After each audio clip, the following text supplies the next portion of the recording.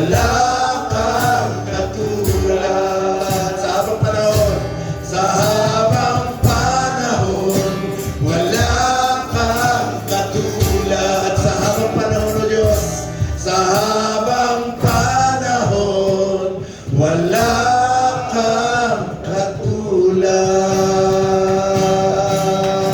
Baka natin ang Diyos. Woo! Kaya, ang pakasarap magpuri sa Panginoon, ano? Wala kang katulad. Wala nang higit sa'yo. Wala kang katulad. Wala nang papantay sa'yo.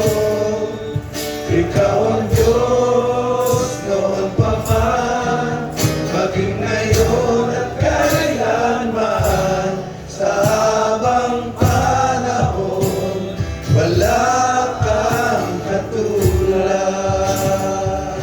Ang Diyos ba'y mabuti?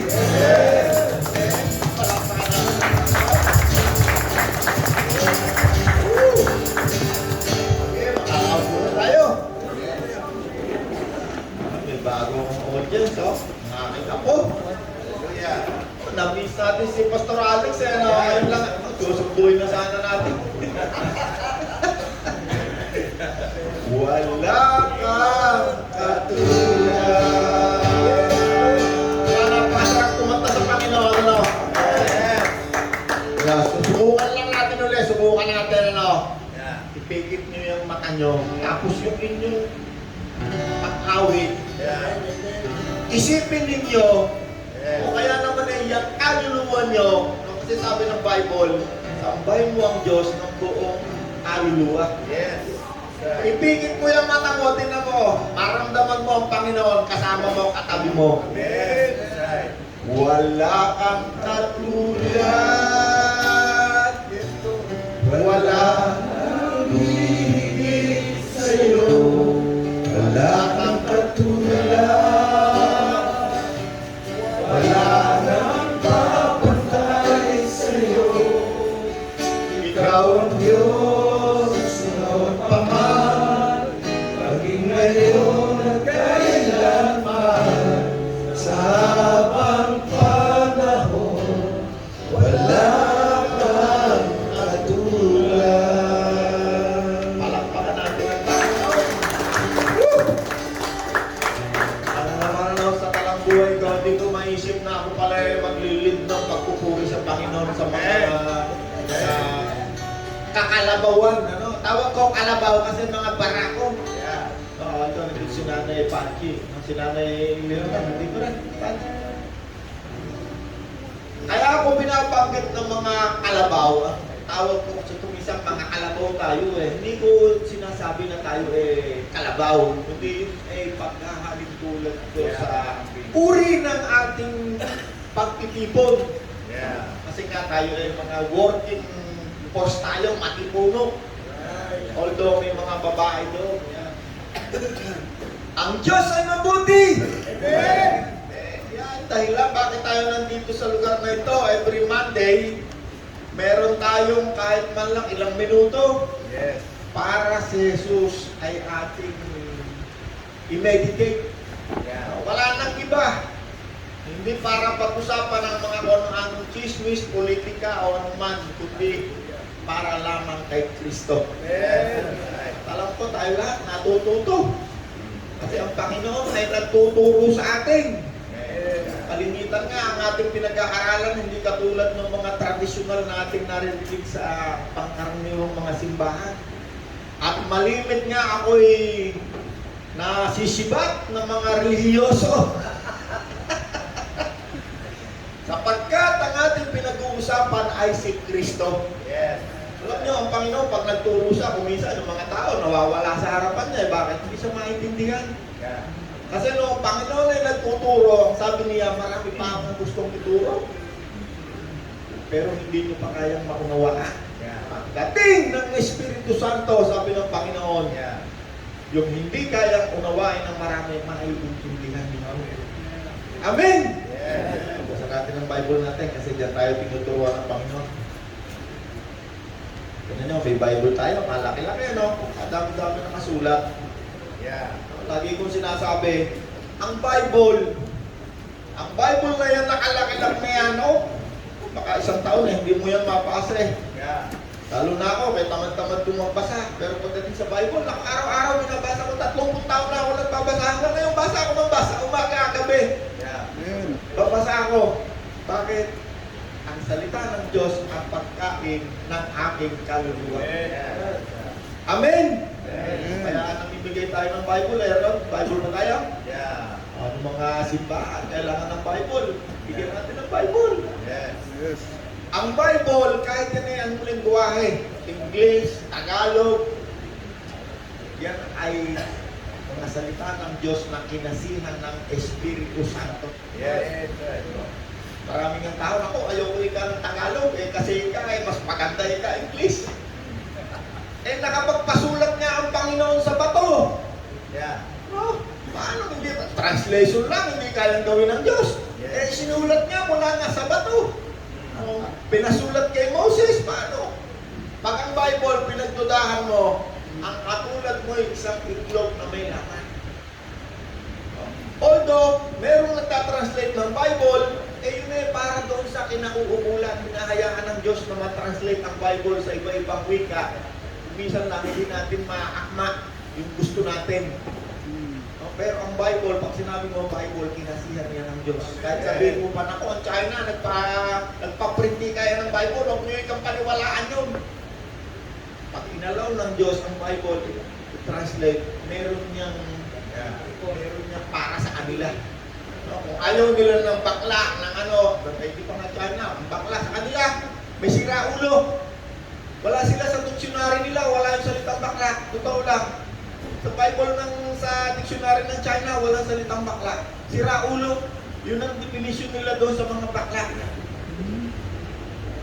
Okay, punta tayo sa Bible. Ang Bible, lagi ko sinasabi, pag ito'y hindi mo naunawaan, ito'y hindi makakabuti, makakasama sa'yo. Totoo! Ang Bible, para maunawaan mo, ang unang step, kailangan si Kristo nasa puso mo.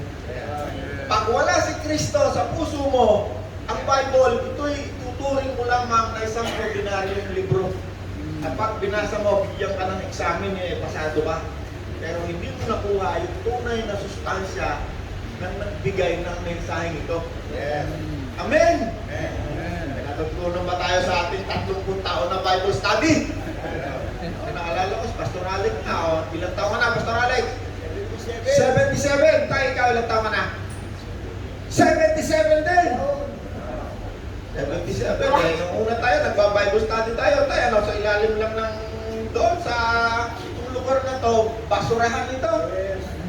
Naku, kahit sino ang tao dumaan dyan, ba't di ka nasanay ka yung basurahan na hindi na nila makilala yung lugar. Bakit? Pinaganda ng Diyos. Yes. No, dati nangungupahan lang tayo. May ilang Coco-Lumber. Yung Coco-Lumber, ano Coco-Lumber? Ganyan Coco-Lumber. Andyan tayo sa may tabi ng ganyan. Diba tayo? Wala kaya Edwin? Pero dahil sa kabutihan ng Diyos, natuto tayong magpasalamat sa Diyos. Ako, hindi ako amo. Ako'y trabahador din na katulad ninyo. At kapag ako'y naglulungkot, gumawa ako ng kawalangyaan, baka palitan din ako ng Diyos sa lugar na ito. At tayong lahat na naririto, walang aksidente na tayo nandito. Pag tungkol sa Diyos, ang pinag-usapan, wala kahit kapirasong aksidente. Kahit nga yung pagkalaglag ng isang balahibo ng buhok sa ulo mo, sabi ng Diyos, bilang na lahat. Amen? Ang Diyos ay mabuti! Yes! Okay. Tingnan natin ang Bible natin, bakit sinasabi ko minsan, ang Bible, pag yan ay hindi mo naintindihan, hindi yan makakabuti, makakasama pa sa iyo yan. Halimbawa lang, sa Deuteronomy 14, verse 8. Umpisaan ko sa 3. Pero hindi ko na babasahin, kayo na lang bumasa. verse 3 hanggang 21. Ang sabi diyan, huwag kayong kakain ng baboy at ng mga pagkain walang kaliskis katulad ng halaan, hipon. Palagay nyo tayo, ito ba yung sinabi ng Diyos para sa atin? Hindi. Kanino ito iniutos ng Diyos? Ito'y iniutos ng Diyos doon sa mga taong kung tawagin natin ngayon ay mga Israelita. Yeah, that's right. Na kung saan ngayon ay merong napakatinding digmaan. Yun doon sa, nabasa na napanood natin lahat ngayon sa TV, sa mga news, sa mga balita. Merong ngayong napakatinding digmaan na lagi namang ganyan ang nangyayari. Every time merong gera sa buong mundo, ang dulo, punot dulo niyan lagi ang uwi sa Israel. Doon lagi uwi niyan. Bakit? Kung gusto mong basahin kung saan na patungo ang daigdig, tingnan mo kung ano ng istorya ang nangyayari sa Israel. Kasi ang Israel, yan ang orasan ng daigdig. May tayo. Kung gusto mong malaman, babalik na ba ang Panginoon? Hindi pa. Tingnan mo, ano na ang nangyayari sa bansang Israel. Sa panahon ito, ang bansang Israel, hindi kumikilala kay Kristo. Hanggang sa mga oras na to. 2,000 years ago, ang Panginoon ay bumaba doon sa bansang Israel. Yung bansang Israel, yan ang tinatawag na lupang pangako. Ang mga Israelita na nagmula sa isang tao, Abraham ang pangalan, naitala, may dokumento. Diyan nagmula ang bansang Israel. Sa kanya rin nagmula ang lahat ng pananampalatayang Muslim. Sa kanya rin nagmula ang lahat ng pananampalatayang Kristiyano. Nagbiyak-biyak dyan mula kay Abraham. Abraham, Muslim, Israel, Kristiyano. Diyan lahat nagbiyak-biyak sa isang tao ang pangalan Abraham. Para siyang katulad ni Noah, si Noe. Si Noe ang kaisa-isang tao na pinagmulan naman ni Abraham. Noong dumating si Noe, nagkaroon ng judgment sa daigdig. Winasak ang daigdig kasi nakita ng Diyos, wala nang mabuti kahit isa. Sinuwa na lang. Sabi ng Diyos, wala nang iniisip na mabuti ang tao. Kaya napagpasyahan ng Diyos na wasakin ang daigdig sa pamamagitan ng tubig.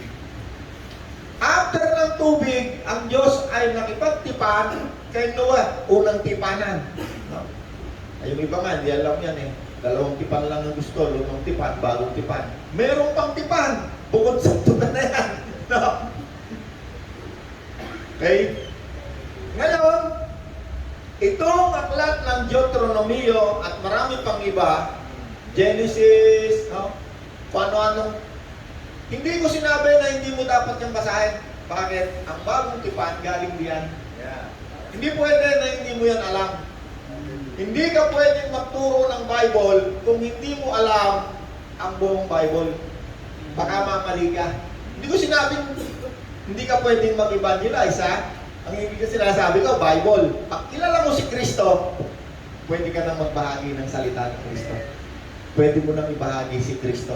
Bakit? Witness ka ng kabutihan ni Kristo sa buhay mo.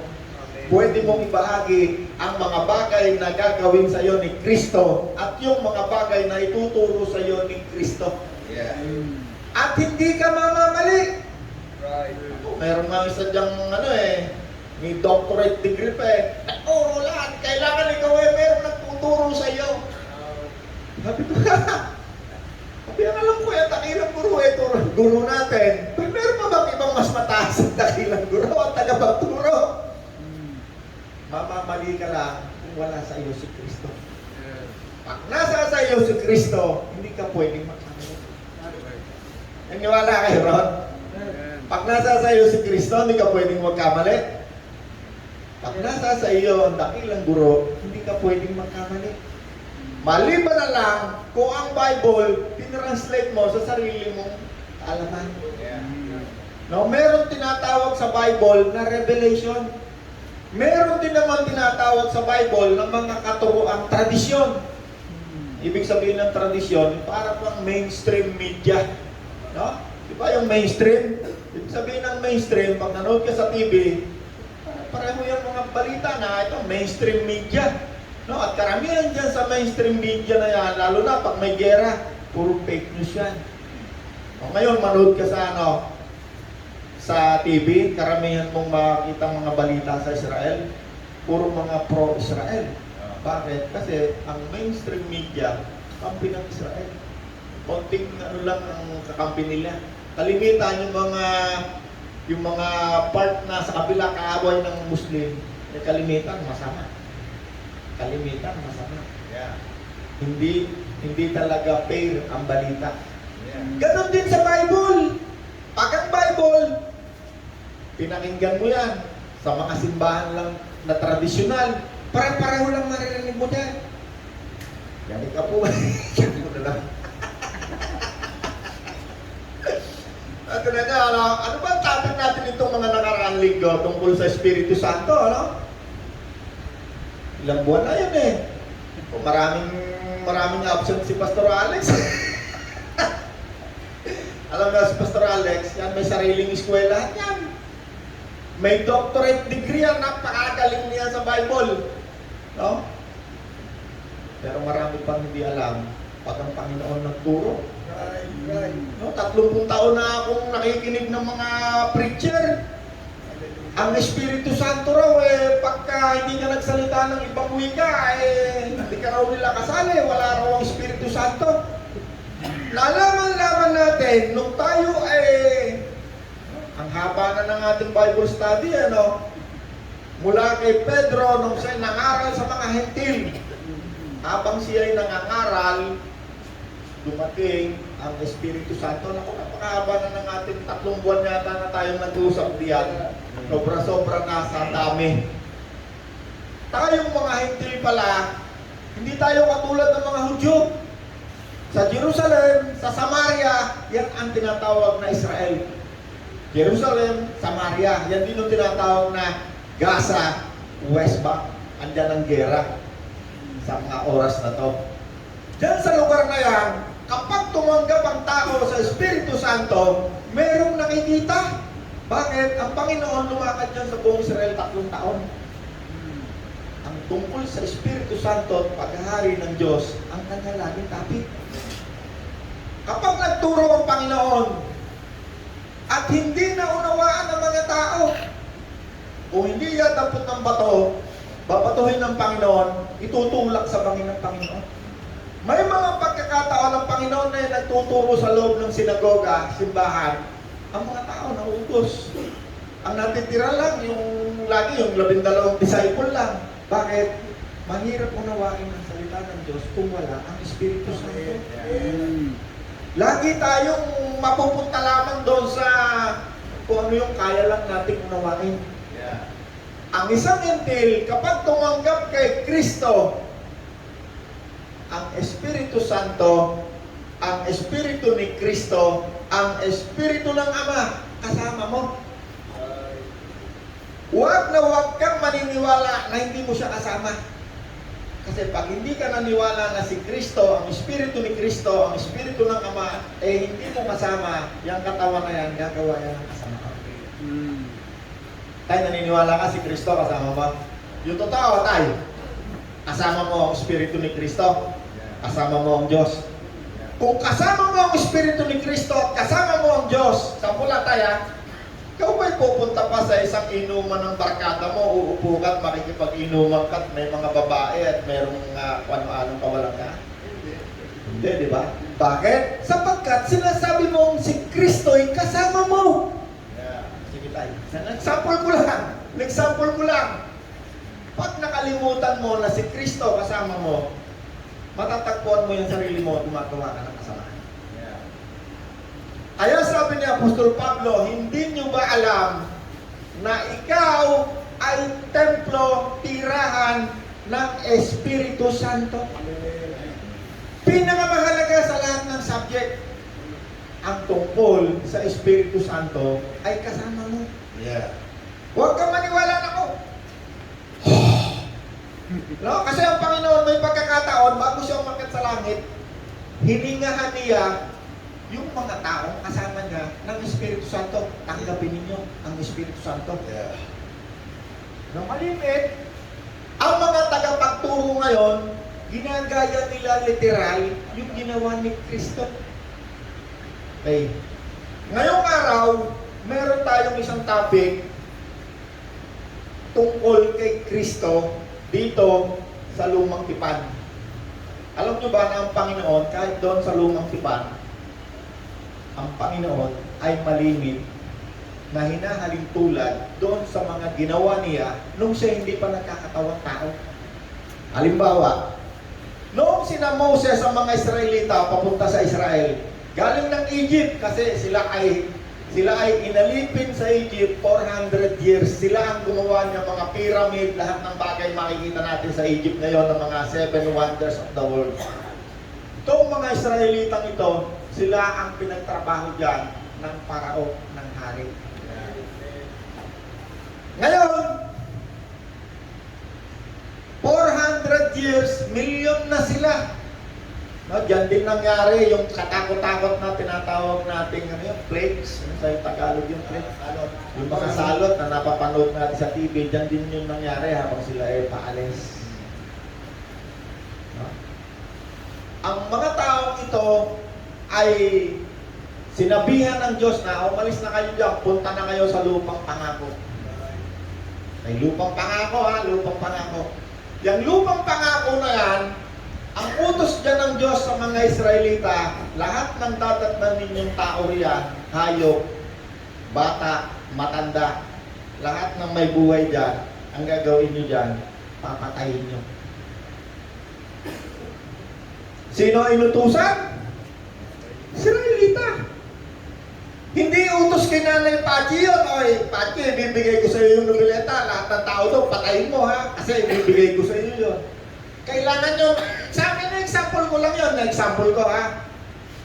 Ang Panginoon, sa Lumang Tipan, nandoon din siya. Halimbawa, nung papunta na sila ngayon doon sa Lupang Pangako, wala silang mainuman na uhaw. Merong isang bato, hinampas ni Moses at bumual ang tubig. Sa Lumang Tipan, inalin tulad ang Panginoon na siyang batong nagpainom sa kanila. Yeah. Pero hindi ang Panginoon yung bato. Tanong niyo, kasi ginagawa, pupunta tayo kasi kay Melchizedek eh. Si Melchizedek kasi, siya raw si Jesus. May pagkakataon ng mga Israelita, papunta doon sa Lupang Pangako, nagkaroon ng salot ng mga ahas, tinutuka sila. Yeah. Kada tutukain, patay! Sa Bagong Tipan, hinalintulad rin ang Panginoon sa serpiente. Pero hindi si Jesus serpiente. Hindi siya yun. Hinalintulad lang siya ron kasi ang lahat ng titingin kay Jesus ngayon, walang kamatayan. Looking unto Jesus, who is the author. Sabi niya, maraming pagkakataon sa Lumang Tipan, si Jesus ikinukumpara doon sa mga pangyayari sa Lumang Tipan, dito sa Bagong Tipan. Pero hindi ibig sabihin si Jesus yan kinumpara din ng Panginoon kasi nung papunta ang mga Israelita papuntang Israel, 40 years sila pagkalagala. Hindi sila dire-diretso na nakadiretso ron nagugutom na naman sila. Nagreklamo na naman, walang makain. Ay di nagpaulan ng Panginoon ng, ano yung tawag ito? Mana, tinapay. Ikinumpara na naman ang Panginoon doon sa Bagong Tipan, siya ang tinapay na nagpapakain. Hindi tinapay si Jesus Hindi siya tinapay, hindi siya bato, hindi rin siya serpiente. At maraming pang iba. Yeah. Na ang Panginoon ay naroroon na, pero hindi ibig sabihin kung ano man yung bagay na yon, si Jesus yun. Okay, punta na tayo kay Melchizedek, Kasi, ngayong panahon nito, maraming tradisyonal na turo para lamang makakolekta ng salapi. Si Melchizedek daw at si Jesus ay isa. pre-incarnate Christ daw siya. Paano nagkaroon ng reincarnation sa Kristyanismo? Ano tayo, Bombay? Bombay pa tayo? Pag kawe namatay ngayon pag mabait kayo, magiging kang pusa o magiging aso? Pag salbahe ka, isa kang bayawa o isa kang... Walang reincarnation sa Bible. Pag ikaw ay namatay ngayon, katulad ni Kristo na namatay, muling nabuhay, nasa langit, minsan lamang siya nagkatawang tao at minsan din lamang siya namatay. Okay, punta tayo kay Melchizedek. Genesis chapter 13 ba yun? 14. Genesis chapter 14. Na tatlong verse lang naman dyan matatagpuan ang si Melchizedek dyan eh. Genesis 14, Hebrews 7, at saka Psalm 103 yata. Dito muna tayo kay Genesis. Tingnan natin kung tayo yan kasama natin. Genesis chapter 14. Okay. Basahin natin ha. Verse. Genesis 13, 18. Okay. Genesis 14. Genesis 14 verse 1. Okay, umpisa natin sa 1. Nang panahon na iyon, sinaharing Amrapel ng Sinar, Ariok ng Elasar, Keldeomer ng Elam, Tidal ng Goyim ay nakipagdigma kinaharing Bera ng Sodoma, Birsya ng Gomora. Tignan nyo, pansinin nyo, kapag sinabing si haring ganito, si haring ganon, meron sa lugar na pinamumunuan. Nagkaroon ng Battle of Kings. No? Katulad rin ngayon, no?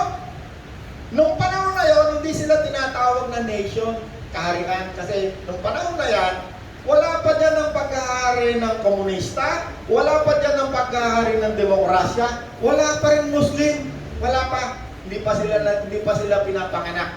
Ang komunista, kailan lang pinanganak yan 1500 lang yan, kay Karl Marx. Tayo na, basta tayo makagaling sa history yan si Karl Marx ang pinagmulan niya, no? Ito naman demokrasya, kailan din lang yan. Kaya ang pamamahalang Muslim, kailan din lang yan. Nasa history yan eh. Parang, Kanay Pachi, alam mo kailan nag-umpisa yung pamamahalang Muslim? Nasa history eh. Panood, basahin mo yung mga history book, nandyan eh. Nandyan yan. Okay. Nung panahon na to, wala pa yung tatlong uri ng pamamahala sa daigdig. Muslim, democracy, communism, wala pa. Puro hari. Nagkaroon ngayon ng labanan ng mga hari. Kasi nung panahon na yan, kapag ikaw malakas na hari, para gusto mo pang lumakas, yung isang hari, kakapturin mo yan. Dalawang bagay gagawin sa'yo. Kapag ang kaharian ni Nanay Pachi, sinakop ko, magkakaroon niya ng tawag doon yung taxes, yung kolektahin ko yan. Yung mga pamamayan niyan, kukunin ko yan.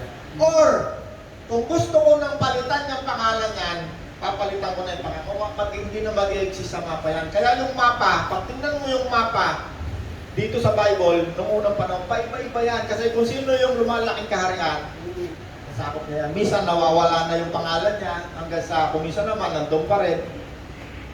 Okay. Itong mga hari na to, naglaban, hari ng Sodoma, may mga pangalan eh. Si Melchizedek ay isa ring hari ng Salem, Jerusalem. Ay, ito yung Jerusalem, ano? Nung panahon na yan, si Abraham dito nakatira sa Hebron. Dito sa kakahuyan ng Mamre. Itong Hebron na to, hanggang sa mga oras na to, Hebron pa rin. 15 to 20 kilometers away from Jerusalem.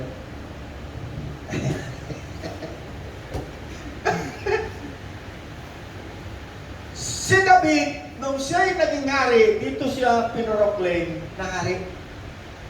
At dumating ang pagkakataon, si David, ginawa niyang capital city, yung Jerusalem.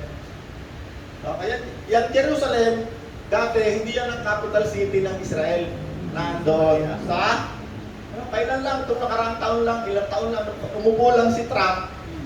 ang capital city ng Israel ibinalik sa Jerusalem kasi merong propesiya sa Bible na bago dumating si Kristo, itatatag muli ang capital city ng Israel. Okay, natutunan tayo ha. Kaya sabi ko sa inyo, ang pinakahihintay-hintay ng mga Kristiyano na katulad natin, sino sa inyo rito? Ang Panginoon si Kristo. Bakit natin pinag-aaralan to? Ang Panginoon natin, si Kristo, ay isang Hudyo. Dito sa Israel, ang Panginoon, dito siya bumaba. 3 taon siya nangaral. 30 taon siya dito lumaki ang Panginoon. At 3 taon siya dito nagministeryo sa Israel. Paikot-ikot siya riyan. May mga lumalapit sa kanyang mga hintil, ang sagot ng Panginoon, ako'y sinugo sa Israel. Ang Israel muna ang priority. Tayo, na mga hintil, sa pusa lang tayo sa Bible, ang tawag sa atin dito sa Bible, mga sinumpa, mga makasalanan. Nakasapi lang tayo, noong itong mga Israelitang ito, kung saan ngayon ay nagigyera, hindi nila tinanggap si Kristo, doon ipinako si Jesus. Bakit tayo nagbabanggit ng Israel, gera? Kasi kaugnay tayo dyan. Kaugnay ang lahat ng sumampalataya kay Kristo dito sa bansang ito. Bakit? Meron niyang papel na gagampanan niyang Israel na yan sa buong mundo. Si Kristo na ating Panginoon na hinihintay natin, siya ay babalik muli kung saan siya ay pinanganak at lumakad ng 33 taon. At tayo'y makakasapi. Paano tayo makakasapi? Pagbalik ni Kristo, 1,000 taon, mamamahala siya dito sa lupa. Kasama ng mga anghel. Kasama ng mga anghel. Kasi sabi ng Panginoon sa Acts, sa kanyang pagbabalik, kasama ang lahat ng mga anghel. Siya ay mamamahala. Anong uri ng pamamahala? Aba, hindi, eleksyon na tayo. O si Kuya Edwin, kumandidato si Kuya Edwin, lahat ng konser, panalo Si Kuya Edwin lang ang hindi nakalusot. No, Kuya Edwin, pag ikaw si Kristo ang iyong Panginoon, pagbalik ni Kristo, hindi mo kailangan kumandidato. Pag si Kristo ang iyong Panginoon, ikaw ay anak ng Diyos, si Kristo ay hari ng mga hari, ang tawag sa iyo ay ano? Ano ba siya? Kristiyano. Pwedeng Kristiyano. Pwedeng Kristiyano. Kasi wala ka naman dito si Kristo. Tayo tagasunod ni Kristo. Sumunod tayo sa pangalan ni Kristo, Kristiyano. Pero dahil si Kristo ay hari, hindi lamang hari ng Pilipinas, o hari ng Japan, o hari ng Saudi Arabia, hari ng mga hari. Hallelujah. Maaaring tawag sa kay Kuya Soseng, Prinsipe Soseng. Bakit hari ng mga hari yung Panginoon Pwede siguro. Hindi ko alam. Pero ang sigurado, kaya tayo nagsasayang, hindi naman nagsasayang. Sa totoo lang, ito ang pinakamahalagang oras sa akin. Ako po darating na Lunes. Meron tayong 30 minutes na Bible study.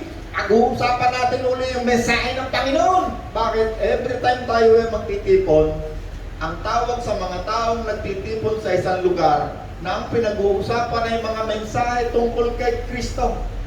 Ang tawag sa atin ay Iglesia. No? Kaya nga si Pablo nangangamusta lahat. Kamusta ang Iglesia? Nagtitipon doon sa bahay ni ganito, sa bahay ni ganan. Bakit? Ang pinag-uusapan nila ay si Kristo. Lagi nilang pinag-uusapan na si Kristo ay muling babalik. Sino sa inyo naniniwala si Kristo muling babalik? Yes. Okay. Pag hindi kayo naniwala na si Kristo hindi babalik, o kaya naman ay matatagalan pa, magkakawindan-windan buhay mo. Kahit na ikaw ay isa pang pastor. No? Meron akong isang kilalang pastor nasabi niya palagay ko hindi pa darating hika sa aking lifetime. Kaya yung kanyang mga kapwa alipin, hinahagupit niya. O, igibain natin to, gagawa tayo mas malaki, gagawa tayo mas malaki. Bakit? Kasi wala sa isip niya na ang Panginoon ay babalik ang oras. Katulad ng magnanakaw. No? Ang Panginoon, bago siya umalis, sinabi niya sa kanyang mga tagasunod, ako'y muling babalik katulad ng mga magnanakaw. Eh di meron ng tanong, Panginoon, gusto ko talagang malaman kailan ka babalik, anong date? Ang Panginoon, sabi niya, ang aming pagbalik, ang Ama lang ang nakakaalam. Nalabasan niyo? Karalan ha? Anong patingin mo? Ang Panginoon. Naniwala kayo, ang Panginoon sabi niya, ang aming pagbalik, kahit mga anghel, hindi nila alam. Pero bibigyan ko kayo ng hint, sabi ng Panginoon. Katulad ng mga anak. No, di ba Nanay Pati, dami mong anak, no? Pepe, anak mo, ano? O, di ba, pag mga anak, Nanay Pati, bago yung lumabas na, lalabas na! Yung patindi na ng patindi yung sakit, ano? Pag yung patindi na ng patindi, ayan ha, kahit hindi ka umiri, pusa lalabas. Nanay Pati, no? Sabi ng Panginoon, katulad ng mga anak. Ano yung mga palatandaan? Maraming binigay ang Panginoon. Magkakaroon ng mga giyera sa lahat ng dako, digmaan, mga balita ng mga digmaan, mga tagutom, mga plagues. Ay, kakadadaan lang natin sa plague. Ano tayo na? Milyon-milyon ang patay. Ay, nagkaroon pa ng pangit tayo si John Revelator. Bago dumating ang pangit, bago darating. Meron munang dumating. Kabayong puti, kabayong pula, kabayong itim. Yan yung pamamahala dito sa mundo ngayon. Nandito na. Komunista, Muslim, demokrasi. Yan ang nagdidigmaan ngayon. Yan. Susuporta dyan sa Israel, kung inyong makikita, Russia, China, Iran, Amerika. Tatlong namamahala sa daigdig lang yan. Wala nang iba. Yung tatlo na yan, pagdating ni Kristo, wala na yan. Zero na yan. Ano ngayong uri ng pamamahala sa daigdig ng 1,000 taon? Hindi ko alam kung anong tawag. Kaharian ba? Kaya Jose? Kaharian. Sino ang hari? Si Kristo. Si Kristo ang hari. At ang lahat ng taong naghihintay, nananampalataya, sumampalataya, taas ang kamay. Sino yun? Bibigyan ng kapangyarihan. Kamay na bakal. Siya'y mamamahala sa pamamagitan ng kamay na bakal by force. Paano siya mamamahala? Delegation. Sino ang kasama niya sa pamamahala? Ay kung si tatay ay kasama niya si Kristo, ikaw ay katawan ni Kristo, ikaw ay tumanggap kay Kristo, kasama si tatay. Kasama si tatay. Paano mamamahala? Hindi ka tablan ng baril. Kahit tagayin kita, hindi kita tablan. Bakit? Papalitan tayo ng katawan na hindi na mamamatay. Hallelujah. Glorified. Ang tawag doon. Ito naman, ano? Woo! Hindi niya unawaan yan ng isang taong wala si Kristo. Hindi yan kayang unawain. Napakalalim niyan. Kung wala si Kristo sa isang tao, hindi mo kayang unawain yan. Pagdating ni Kristo, kasama, kung ikaw ngayon ay patay na, kung si tatay ngayon namatay na, halimbawa lang tayo, ang kaluluwa, ang iyong katawan ililibing, espiritu, kaluluwa, pupunta kay Kristo. Pagbalik ni Kristo, ang katawan mong patay, bubuhayin. No? Kaya sabi ng Panginoon, isang hiwaga, ang nais kong maunawaan ninyong mga nabubuhay pa. Kayong mga nabubuhay pa, hindi mauuna sa mga namatay na. Sa isang tunog ng trompeta, sila'y bubuhayin. At pagkatapos ay tayo namang mga buhay pa ang susunod na papalitan ng katawan sa isang kisap mata. Kung paano kayo maunawaan ng isang doktor yon? Kahit anong uri pa ng pinag-aralan, hindi kaya maunawain. Bakit? Maunawaan lang yan ng isang taong mayroong espiritu ni Kristo. Hindi rin kaya ituro yan. Hindi kaya ituro ni Pastor Alex yan kahit may doctorate degree pa yan, kahit ano pa yan. Paano mo ituturo yung patay na nabuhay? May kuha tayo ng doktor, paliwanag natin. Paano mo paliliwanag yung babalik ang Panginoon? Kasama ang lahat ng mga anghel. Paano tayo muling bubuhayin? Kaya nga sinabi ng Panginoon, ang pananampalataya ay katiyakan. Kaya nga tayo, sino sa inyo sumasampalataya kay Kristo? Okay. Para lang malaman ko kung ano ba itong mensahe na ito na ibinibigay sa atin ni Kristo. Hindi ito galing sa akin. Kung ako lang, magtrabaho na tayo lahat, alas 8 na! Panginoon, pag yan yung nagsalita, meron niyang mensahe. Kapag ang Espiritu ni Kristo ay dumating, meron siyang gagawin. Ano yun? Number 1, ipapahayag niya ang mangyayari sa hinaharap. Bakit kailangan niyang ipahayag ang mangyayari sa hinaharap? Upang tayo'y maging handa dahil tayo'y kasali roon. Pag hindi mo alam yan, parang ka lang manok na nandun sa itlog na natutulog yan sa daigdig. Pag may matutukain mo yung kung anong kawalang yan na nasa harapan mo. Ang Panginoon ay buhay katulad natin na mayroong katawan. Iniwala kayo, Panginoon mayroong katawan katulad natin. Kaya nga nagkatawang tao, o balik tayo kay Melchizedek. Si Melchizedek ay hari ng Salem. Hari. Itong mga hari nito na naglaban, 5 versus 4 na hari. At lahat ng hari na yan, meron niyang kanya-kanyang lugar kung saan sila naghahari.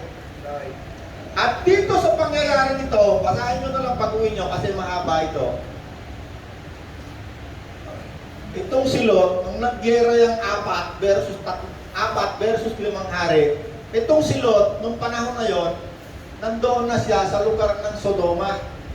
Kasi sobrang yaman na nila, no? Kung doon sa 13, sinabi ron na sobrang yaman na ni Abraham.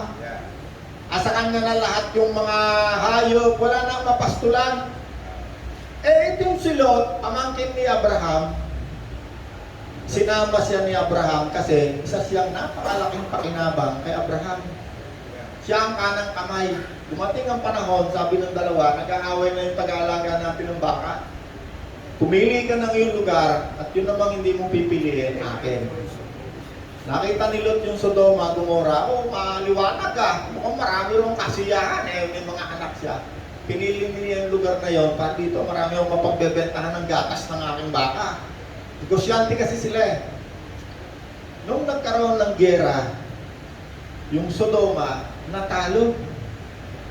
Nakasama nga yung masamsam, yung lahat ng kayamanan ni Lot, pati si Lot, dinala. Pati yung mga tao, papakinabangan lahat, dinala lahat. Sinamsam, ang tawag doon, plunder. Kapag mayroong gera, gera, ano? Kahit saan bansa, may gera. Giniera kayo ng Amerika, o giniera ng anumang bansa, giniera ka. Yung unang kukunin sa'yo, ang tawag, plunder. Samsam. Kukunin nila yon. At bago nila puntahan yung isang bansa na gigirahin, kung ang alay, kunwari ako si Chaldomir, ang hari. Alay ko tong 4. Bago kami pumunta dyan sa gera, mag-uusap muna kami. O yung kaharian niya, mapupunta yan sa'yo. Yung ito, sa'yo yan. Meron niyang usapan tungkol sa samsam, sa plunder. At hanggang ngayon, yan yung ginagawa ng mga makapangyarihang bansa. Kaya kung makikita nyo dyan sa Africa, meron dyan German colony, meron dyan Italian colony, mga item, mga salita, mga German, yung iba naman, Italian. Bago sumabak sa gera yung mga yan, ang tawag nila dyan, yung samsam, pag-uusapan mo na yan. O akin yung kadami yung ginto, kadami dyan diamante. Itong si Melchizedek, kung mapapansin nyo, sa daigdig, merong bansa hindi nakikipaggera, Switzerland, Geneva, lagi yung nakagitna lang lagi yan. Switzerland. Kapansin ninyo, lahat ng mayayamang tao nandun ng pera. Super yaman ng isang tao. Kita nyo si Marcos, ang account doon sa Switzerland, nandun lahat sa Geneva. Ako nga, pwede na pupunta. Ina-example ko lang para mas maunawaan ninyo. Yung Switzerland, yung Geneva, kaya dyan dinadala ng mga taong super yayaman ng kanilang salapi kasi hindi nakikitigman. Neutral lagi yan. Bakit? Yung bansa na yan, kapag yung mga bansa na to makikipaggera, Kuya Sote, Japan, Pilipinas, Amerika, hihiram yan ng pera dyan para masustentahan yung kanilang tinatawag na war effort. War expenses. Diyan sila kukuha. Itong si Melchizedek, hindi ito nakikigera. Ito yung laging gusto niya lagi kapayapaan. Kaya walang gustong sumakot dito. Pero, itong si Abraham, dahil siya nakatira malapit dito sa Jerusalem, Hebron, malapit lang.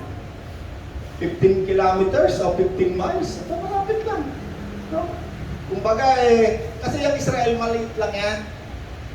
Noong nagkaroon ng gera, natalo tong Sodoma, Gomora at yung iba pa nilang kasama dahil sinugod sila ni Abraham. Meron siyang ibang mga kasama, si Nahor, tatlo yung kasama niya si Mamre, si Eshcol. Yung mga yan ay malalaking tribo, katulad ni Abraham na malaking tribo na, kumbaga marami na yung angkan.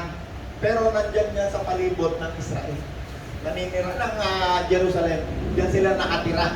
Sa may balibundukin, sa mga puno, malapit sa puno na pag-aari ni Mamre. Mga banal na puno ang tawag nila dyan. Kasi yung Jerusalem, meron dyan tinatawag na deity. Kasi lahat ng mga lugar ng panahon na yan, katulad nung panahon ng biyanan ni Moses, doon sa lugar kung saan si Moses ay napadpad, si Jethro, siya ay isang priest. Pero hindi siya king.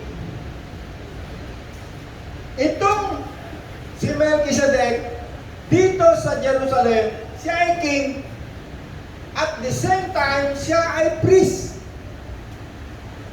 Walang king na at the same time ay priest. Si Melchizedek, siya ay pari ng kataas-taasan kasi ito'y naniniwala sa isang Diyos. Naniniwala itong si Melchizedek na merong iisang Diyos na gumawa ng langit at lupa. Hindi katulad nung pagiging priest nung biyanan ni Jethro, hindi ganon. False religion tawag doon. Itong si Melchizedek na isang priest at the same time ay king.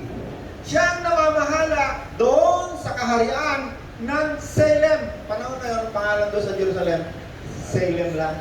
Ngayon, ang tawag doon, Jerusalem. Yan ang capital city ngayon ng Israel. Tignan nyo, connected ngayon sa atin, ano? Paano tayo naging connected doon? Bakit kailangan nating malaman yon? Si Kristo ay isang Hudyo. Siya ay pinanganak dito sa Israel. Ang kanyang lahi ay naitala. Basahin mo yung Mateo, ang genealogy ni Jesus naitala. Pero doon sa aklat ng Hebrew chapter 7, si Jesus ay tinuturo na siya yung ating high priest na wala nang hindi na mapapalitan kailan-kailanman.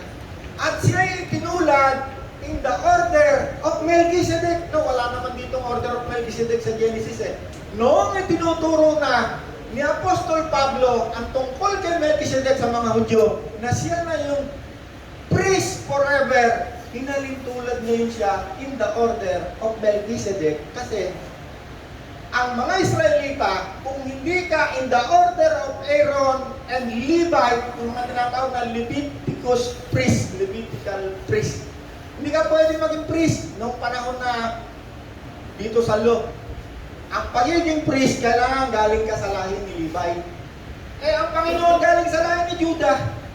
Kaya nung itinuturo ni Apostol Pablo, alam ko yung iba sa inyo, hindi na mag-gets ito. Kasi kailangan nyo mabasa to para maunawaan ninyo. Bakit ito natin pinag-uusapan? Kasi maraming nagtuturo ngayon para lamang makakulimbat ng salapi. Si Melchizedek ay dinamay pa. Siya daw yung friend. Wala ka nang mababasa na direktang nagsasabi na si Melchizedek ay pre-incarnate Christ. Ideya lang niya yun. Sabi nga ng asawa ko, ang tawag mo doon, darling, hinuha. Ano, sabi mo, ano yun? Bakit sila nagtuturo ng gano'n? Hinuha lang nila yun. Katulad ng itinuturo nila dito sa Garden of Eden, yun daw puno ng kasamaan ng demonyo na nandun si demonyo, yun daw yung ikapu. No, mas malalim yung turo na. Ideya, no? Mga ideya ng tao. Ngayon, kung hindi mo alam ang Bible, hindi mo alam yung Bible mo, tinuruan ka nito, maniniwala ka. Bakit? Hindi mo kasi alam ang Bible mo. Kaya kailangan, alam mo yung Bible mo. Yes. Yun ang kadelikaduhan na ikaw, tinuruan ka lang. No? Kaya nga sabi ng Panginoon sino ako? Sabi ng mga tao. Sumagot si Pedro, ikaw ang anak ng Diyos na buhay. Anong sabi ng Panginoon? mapalad ka. Dahil may revelation sa iyo ang ating Ama. At ikaw ay Pedro, bakit nagpapahayag sa iyo ang Diyos? May revelation. Hindi yung mga narinig mo lang po sana, akala mo yun na nga. Hindi revelation yun. Revelation lang sa iyo yun ng tao. Ang Diyos, kapag nagpahayag sa iyo, mauunawaan mo. Revelation ng mga bago, fresh. Ako, wala nang tinuturo mo parang galing yata yan sa buwan. Ang tawag dyan, revelation. Kapahayagan ng Diyos na hindi mo matatagpuan sa mga tradisyonal na turo ng mga tao. Bakit? Kapag ikaw nakinig ka sa turo ng tao, no? Karunungan galing sa tao, ang makikinabang niyan, pag yan ay karunungan na yan, galing sa tao, hindi galing sa Diyos, ha? Ang makikinabang lang yan, siya, sila, grupo niya, kami, kayo lahat mali. Punta kayo lahat ng impyerno. Kami lang tama, kami lang pupunta ng langit. Pag ang karunungan galing sa tao, ang makikinabang lang niya, siya, sila, kami. Kapag ang karunungan galing sa Diyos, mamahalin mo ang mga tao. Ang makikinabang, lahat ng tao na nilikha. Amen! Palakpakan natin ang Diyos. Napakaulira, no? Salamat sa Panginoon kahit sa konting oras, mayroong kapahayagan ng Diyos sa atin tungkol sa presensya ni Kristo. Ano yan, napakahaba atin, napakahumirap na ituro yan. Kung wala si Kristo, hindi yan maunawaan ng isang tao. Ang mauunawaan mo lang, kung ikaw ay isang computer na programan ng isip mo, mahirapan ang unawa ng revelation galing sa Diyos. Bakit? Pinrograman ka ng tao. Ang gawin mo, isiro mo yung utak mo parang computer, humingi ka ng revelation sa Diyos, tinan mo kakaiba matututunan mo, hindi katulad ng matututunan mo traditional dito sa mundo. Amen! Hallelujah! Tayo! Ikaw ang aming at tagapagligtas, banal mong pangalan, aking itataas, Panginoong Jesus, ang Diyos, iaalay sa'yo aking lakas. Ikaw ang hari at tagapagligtas, banal mong pangalan, aking itataas. Panginoon Diyos, mabuti, sinasampahan mo namin ngayong umaga.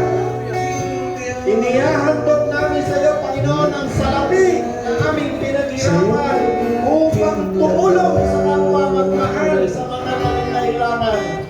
Marami pong salamat, Ama. Sinasamba ka po namin ngayong umaga sa pangalan ni Jesus na aming Panginoon. Amen.